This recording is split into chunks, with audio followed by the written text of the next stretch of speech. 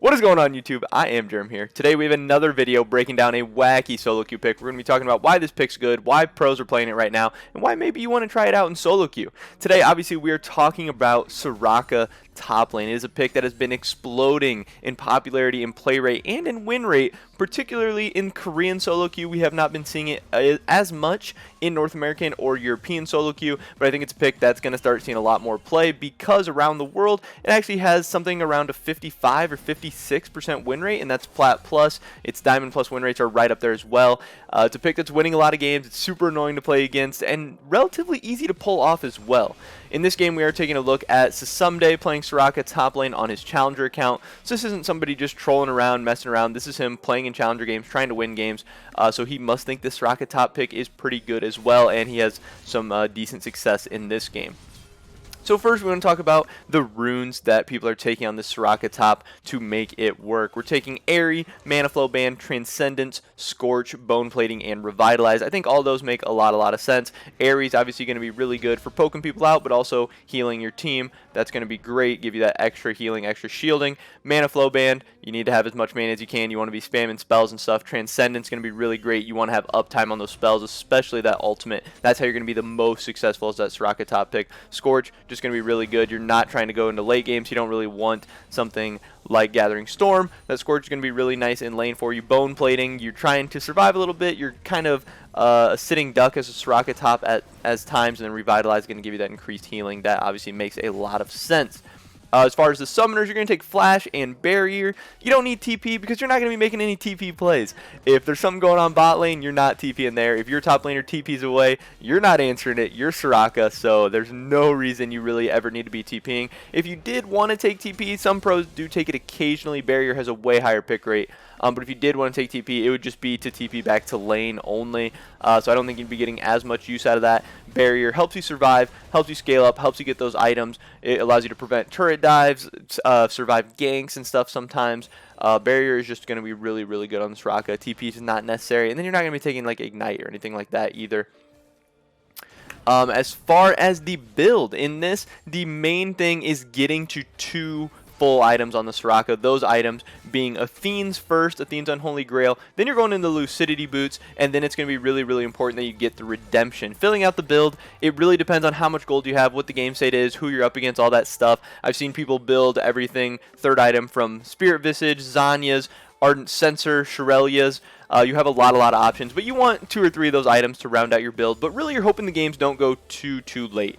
Why people are picking this Soraka is her build is really cheap. Those items cost 2100, 2050. The boots are like 900. You're getting a really inexpensive build. You're putting Soraka in the top lane to get more XP, get more gold, reach your power spikes faster, reach your items faster, and then helping your team win those early to mid game team fights and just snowballing the game off that. Those early dragon fights with your ultimate, you're kind of like a gangplank with that global ult, where if you see something going on bot lane, if you see something going on at dragon, you just snap that ult and you don't have to commit to it fully. The other guy's probably gonna have to TP away. You can stay in lane, farm up, maybe take some plates and stuff, and you're still able to affect those fights. You're able to, again, get that ultimate ability earlier, get those items earlier, really help out in those team fights way faster. Things like Redemption, your ultimate, maybe saving the day for your team, and hopefully them being able to win off that. This is for those people that kind of say top lane's low impact, top lane's a dog, whatever, top lane sucks right now.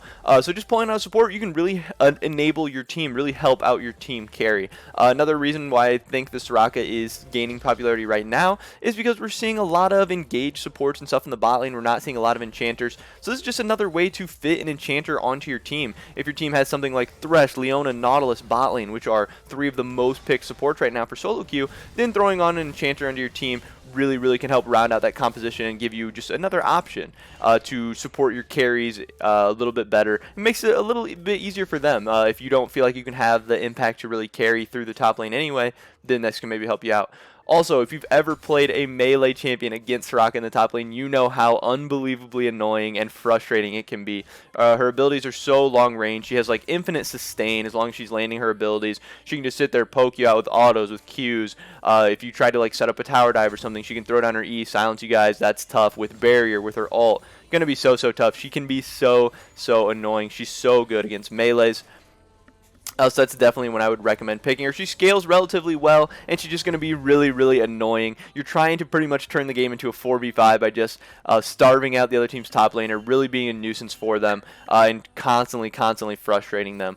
You're kind of sitting back. You're trying to set up freezes. You are ranged, so into all those melee matchups, you should be able to set up freezes relatively easy if they don't manage their wave correctly. You're waiting for ganks. You're just kind of taking it easy in the early game, poking them out when you can. It's going to be hard for you to finish people off, but you can sit there, just spam your Q, spam your Q. You don't want to be hitting the minions or anything too much. You don't want to get the wave pushing, but if there's ever an opportunity to hit them with a Q, run away, hit them with an auto, run away, that's what you're constantly going to be doing.